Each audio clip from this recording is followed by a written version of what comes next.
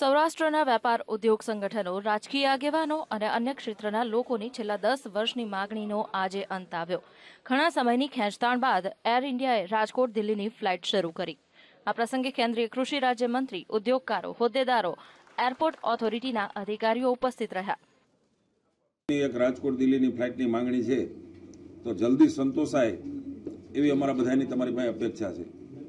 તો ખાસ કરીને આ તકે દેશના વડાપ્રધાન આદરણીય નરેન્દ્રભાઈનો પણ આભાર વ્યક્ત કરું છું કે સૌરાષ્ટ્રનો વર્ષો જૂનો પ્રાણ પ્રશ્ન આજે ઉકેલાણો છે. નવી શરૂ કરવામાં આવેલી રાજકોટથી દિલ્હીની ફ્લાઇટ બુધવાર સિવાય રોજ સવારે દિલ્હીથી રાજકોટ આવી પહોંચશે અને સવારે જ દિલ્હી જવા માટે રવાના થશે. એર ઇન્ડિયાએ 70 મુસાફરોની કેપેસિટીવાળી ફ્લાઇટ શરૂ કરી છે.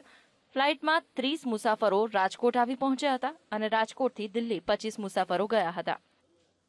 જે ફ્લાઇટ શરૂ થઈ છે જેથી કરીને અમારો ટાઈમ પણ સચવાઈ જાય અને એક કન્વિનિયન્ટ રૂપે અમને અહીંથી રાજકોટથી દિલ્હી જવા મળે. અગાઉ એ લોકો મુંબઈ અથવા અમદાવાદથી આવતા, હવે લોકો ડાયરેક્ટ દિલ્હીથી રાજકોટ આવી જશે, જે વધારે સારી અને સારી સુગડતા છે.